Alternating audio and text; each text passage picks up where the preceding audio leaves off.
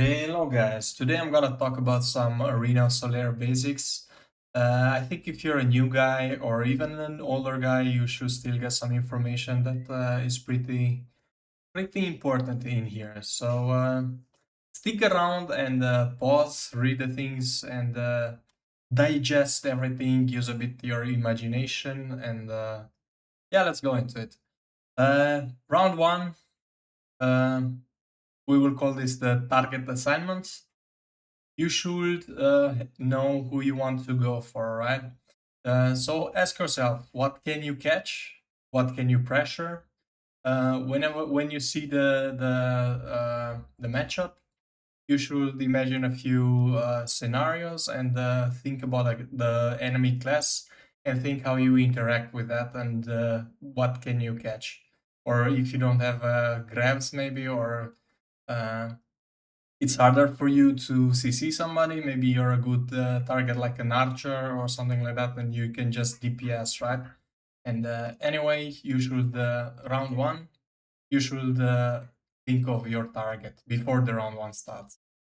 And here you should be considering the class matchup and as well the personal skill. Like if somebody's already that guy, you played against him before and you know he's bad, you can decide as well that that should be your target, right? And so for the first scenario that I'm gonna give you here is the all in for one target, right? All three of your teammates, you're gonna decide, and you all three pressure that guy until he dies. Then we have another one which is a bit more advanced, but it's very useful against, for example, wizards, witches, sage archers. If your teammates cannot keep up with that target, with one of the enemies, you're gonna go and chase that target alone, and you will disturb him. Like as I'm saying here, yeah, you prevent them from blasting without being disturbed. So this is a possibility. You can do this as well. As you can see here, so it will work something like this. This is just for the example, right? Probably it will still work even if the classes will be exactly like here, but think of it as an example, and you have to adapt in your games. So especially if you lose, you should be creative and try stuff, try changing targets, play around with this a bit, and yeah, find out what works the best. Then we have the scenario three, where you're gonna be the protector and the defender. When so this is exactly the same thing. Like when you start the round, you should ask yourself, what do you want to go for? But you should have an idea as well. What does the enemy want to do, right? It's really good to be one step ahead and not be surprised, like, oh, they're going for me, or they're going for this teammate of mine. And then you thinking like this, okay, I know that the guy's gonna go for my archer, right? We know that the shy is gonna stay, gonna stick around, and not he cannot really play aggressive. So we're gonna put the tamer. This is an example again, yeah. Tamer is gonna play around the archer, and they're gonna move mostly together. And we have the ranger is gonna play aggressive on the shy. This is another option. Or could even the ranger could play as well together with the archer. It's up to you to decide, but just you should know about this. In some scenarios and matchups, you're gonna be playing very aggressive when you wanna be the aggressor, or you have scenarios as well where you have to be the defender and play around one of your sensitive classes, which usually it goes like this, guys, right? So you have a witch, wizard, sage, archers. They are usually targeted, and you want to play around them, right? To take out from that pressure a bit. As a reminder here, any plan is better than no plan. Okay. So have an idea of what you're gonna do. Talk with your team a bit. Get organized. And if you were not doing anything like this before from the point one, you will see improvements very, very soon, and your elo will climb a bit, okay? Because this is something like top 100s do it every single game. So for the round two and onward, you should have a small analysis, and you should talk with your team every single time, even you if you win or you lose. If you won, it's kind of simple, no? But still, you should know what went good, why you won. You should understand that what happened, and you have to reproduce that in the rounds onward. And you don't really want to change a working system, right? But should still think about maybe some improvements that you can do.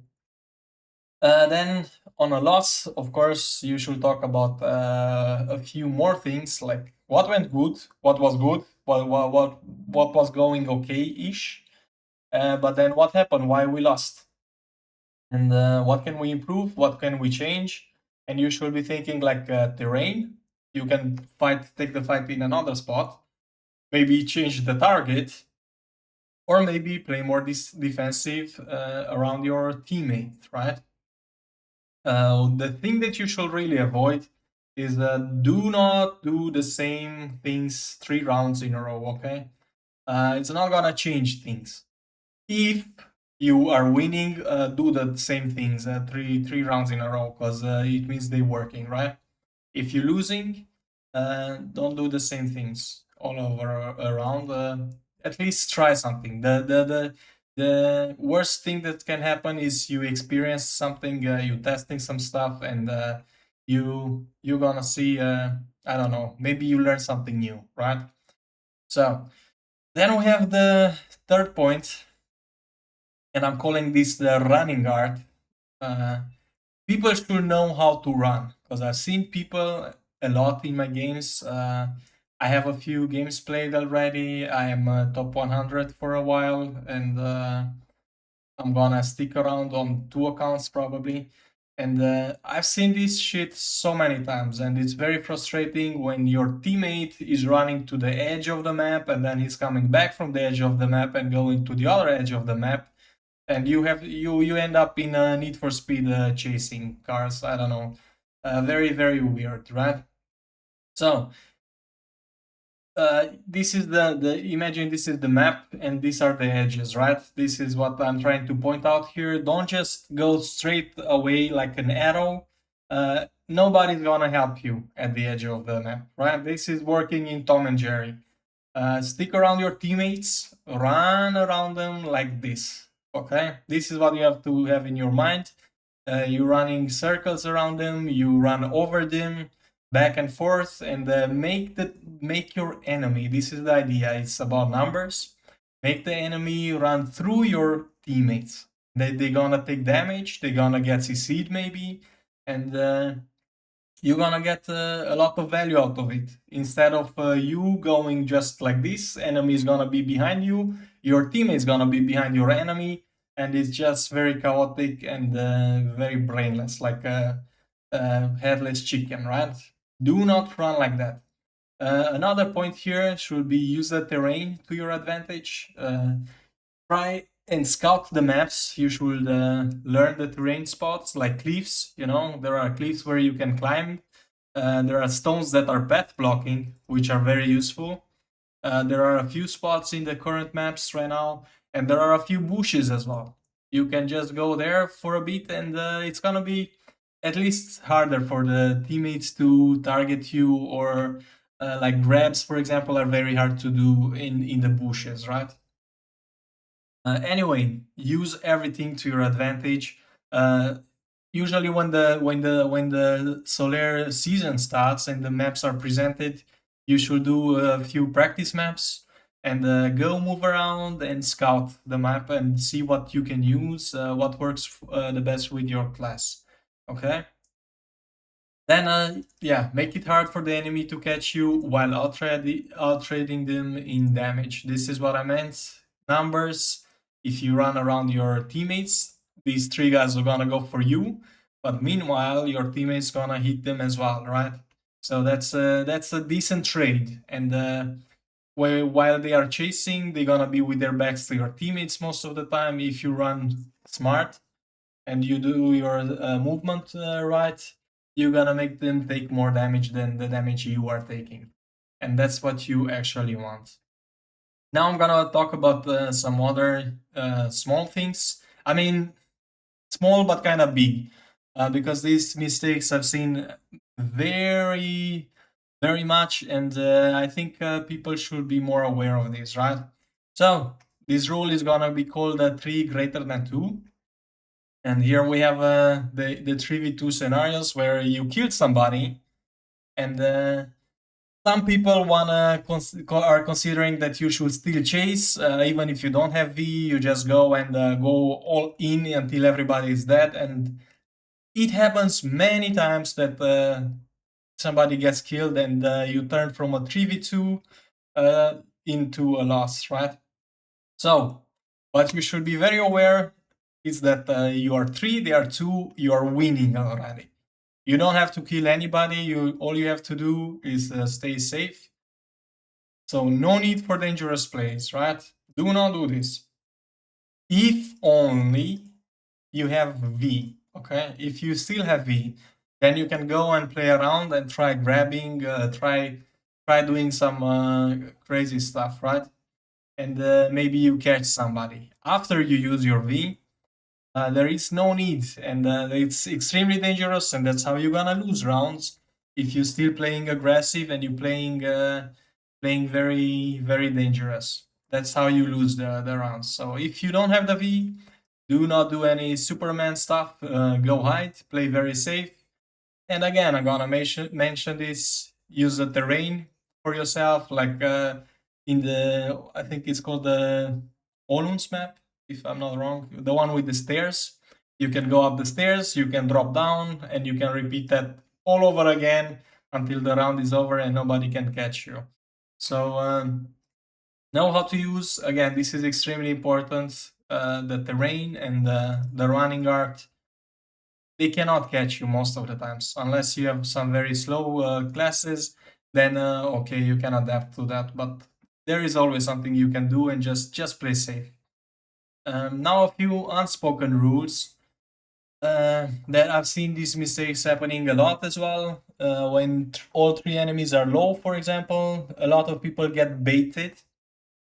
And yeah, I'm gonna say this: you're still not Superman. Wait for your team. Do not go one vx meaning 1v2 or 1v3, even if they are low, guys. You cannot outtrade 2 people, even if they are like 50% HP. You can get deleted in some matchups very fast, or you can get CC'd, you can get grabbed. They can play more dangerous because they have the numbers, right? I talked about numbers somewhere. Doesn't matter. That's oh yeah, this is the numbers one. Not bad. So always numbers, guys. This you can use in your advantage as well. Bait them the way you and your teammates are moving, right? And if somebody is low and is running away from you, you can stop chasing the target and you can turn and you put pressure on the enemy again, on the 2 guys that are fighting your teammates, and then you're 3v2, and that's numbers again. Instead of running pointless, you just force somebody out of the fight, and then you go and help your teammates. When the other target is coming back, you can go again on him. This is again against wizards, witches. If you make them run away far enough, you can just turn and you can help your teammates for a while, and then you take your target again. So target focus, extremely important as well. Target that use V is not that target. Many people are kind of resetting the target after the chosen target is using the V. So that's a very bad practice because you did actually nothing. You use your resources. You've been chasing. You use maybe E-buff, maybe you use the movement, stamina, HP traded, and the guy is Ving. And after the V, you should be really going hard on that guy instead of resuming your fight and fighting with other enemies. It's extremely important that you kill the target, because you traded, guys. It's all about trading. A lot is about trading resources, and you're using ebuff, you're using stamina, you're trading HP, and after the target uses the V, go hard on the kill until the target is dead, and then you should, most of the times is the best to do a reset, right? And you can move on from that. Another thing is that the round 3 is usually the BSR round. You have to be aware of this, don't get deleted. It's a small info, but pretty useful if you're aware of it. So, uh, of course, this can be different if the round 2 goes extremely long, they can have it there, or if they trading BSR. Uh, anyway, that's more advanced stuff, but as a general information, round 3 is the BSR round. Be aware of it. Many times you're gonna see these people winning 2 rounds in a row, and then they lose the third round because there is a, yeah, the BSR is kind of changing the things, right? So just be aware of that. Then the other one is whenever enemy is using the E buffs or the Z buffs, the 100%, you should reset, and now we're going again on the running art and the terrain use. And do not trade damage with them because it's not gonna favor you. You cannot trade with somebody that's Z buffed or 100 with a Z buff, right? So the best thing is to reset and just stall a bit, run around, make them overchase maybe, and try to punish that. Now the fifth one, which is well, it's the last from the things that I want to talk about, but it's probably one of the most important. You cannot get in the top 5% of people without communication, guys. It's extremely important. As I said, round one, before round one starts, you have to communicate the target and you have to assign it properly, and you have to communicate it. Otherwise, people don't want to know. Not everybody knows what you should focus, well, who you should be going for, and so on. And then the second point will be the resets. You should be telling your teammates, "Hey, I'm low HP, or maybe I'm out of stamina. Can we reset? Can we chill out for a second, please? I need 5 seconds. I need 10 seconds. Let's try and reset. Play safe for a while." Then the V status. I put both of these red because they are huge and extremely important. Your teammates should know about your V. You should know about if your teammates have the Vs or not. Because if you still have it, you can play dangerous. Like if you're a grab class, you can still try and grab, even though it might be dangerous for you, right? Or you can still play around with the teammates and take a lot of hit because you are safe. You still have an escape. You still have a way to escape, even if you mess up or you get caught, right? And then the other one, this was the ally. You should be aware of the V status of the enemy as well. Because then you know who you can target. Like so many times it happens, okay, somebody dies from your team and then you're in a 2v3 scenario, right? And it's really important right then to know who is having V from the enemy team and who is not. Because you want to go for the guy that is not having the V, and maybe you can turn the game around. Then the CCs.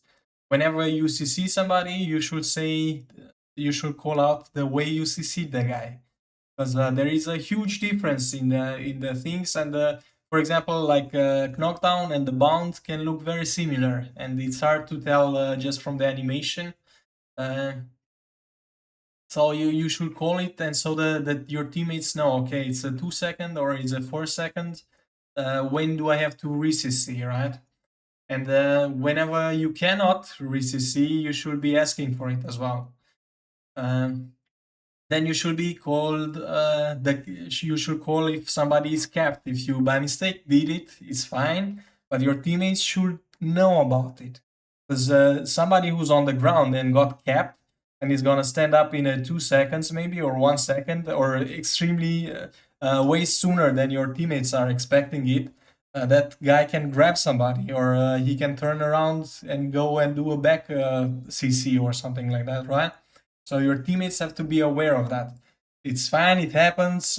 We all capping people from time to time. You should avoid it. Try not to do it. But if it happens, you call it. Or anyway, even if in the normal situation, usually if you apply two knockdowns, that guy is either dead if you apply them right, or he's gonna be. Okay, so kept screaming the cap thing, then it's still good, but not really that used, because he's gonna V or he's dead. Yeah, so for those that do not know, you can knock down people and they're gonna be CC'd for 8 seconds if you do it properly. You can do other stuff in between. I don't want to go into advanced shit with down smashes, knockbacks, and stiffness, or whatever you want to put in between. This can be longer than 8 seconds, just know that, but keep it simple for now. Uh, if you have two knockdowns, you can have somebody CC'd for 8 seconds. In 8 seconds, everybody's dying, guys. There are a few rare situations where somebody will not die or will not force to V if you do it properly, right? But you can turn an 8 seconds, like here I'm giving an example. You CC someone with a knockdown, and it's 4 seconds on the ground, but your teammate applies in the next second a bound CC. Bound is a 2 seconds, and that means that guy is gonna, it's capped first of all, so you cannot apply more CCs to him, and he's gonna stand up in the next 2 seconds, and you turned an possible 8 second or whatever other combination you would use that's better. I just wrote these things as an example, guys. You can go into it. Maybe I will make a video on that at some point, how you could combine and get best efficiency of this. But right now I'm using this just as an example. So we have a possible 8 second CCs, 8 second CC person, and you turn that into probably like 2 seconds is the bound, and maybe was 1 second knockdown, right? So instead of having somebody on the ground for 8 seconds, you're gonna end up with somebody on the ground for 3 seconds. And we don't want to do that. Okay, I think I covered a few things. I don't know how long this video is now, but I hope it's not too much for you, and I hope this information will get to you. And I find it like these are like basic things. People should be aware of this. And yeah, see you around. Try to communicate, learn everything I've talked about here. And guys, I promise you, you will have improvements and you will notice them. Okay? Let me know in the comments how it goes after you try these things in your games. I'm really curious if people can follow this, and yeah, have fun with it. See you the next one. Bye bye.